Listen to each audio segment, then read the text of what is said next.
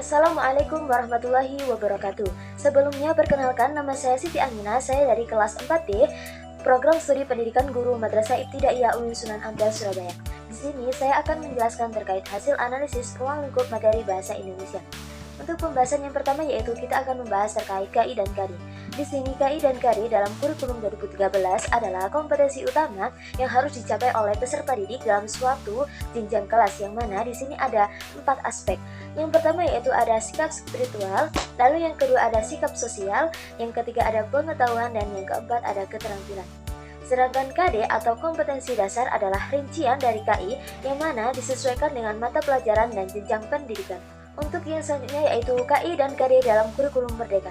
Dalam kurikulum merdeka, mereka sudah tidak ada lagi KI dan KD, melainkan sudah diganti dengan CP atau capaian pembelajaran, yang mana CP ini disusun berdasarkan fase seperti fase A, fase B, dan fase C.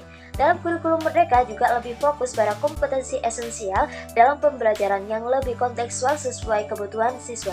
Selanjutnya yaitu ada pendekatan pembelajaran. Pendekatan pembelajaran dalam kurikulum 13 yaitu menggunakan pendekatan saintifik, yang mana pendekatan ini siswa melakukan aktivitas 5M. Yang pertama yaitu mengamati, yang kedua menanya, yang ketiga mengeksplorasi, yang keempat menalar, dan yang kelima yaitu mengomunikasikan. Lalu, pendekatan pembelajaran dalam kurikulum merdeka yaitu menggunakan pendekatan yang lebih fleksibel, yang mana yang berpusat pada siswa, seperti pembelajaran diferensiasi, dengan ini menyesuaikan kebutuhan dan minat siswa. Selain itu, dengan pembelajaran berbasis proyek atau PBL untuk meningkatkan keterampilan berpikir kritis dan juga kreatif. Untuk selanjutnya yaitu materi pembelajaran. Materi pembelajaran dalam kurikulum 13 yaitu lebih padat berdasarkan KI dan KD. Materi juga lebih cenderung teoritis dengan pendekatan saintifik. Sedangkan materi pembelajaran dalam kurikulum merdeka yaitu menggunakan materi yang lebih fleksibel dan berjenjang dan juga disesuaikan dengan minat dan bakat.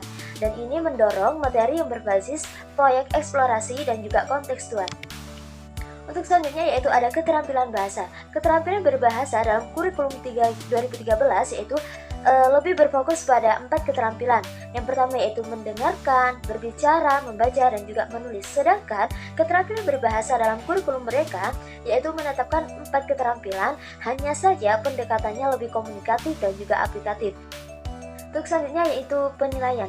Penilaian dalam kurikulum 13 yaitu berdasarkan KI dan KD, yang mana berfokus pada pengetahuan, keterampilan, dan juga sikap. Penilaiannya menggunakan penilaian autentik.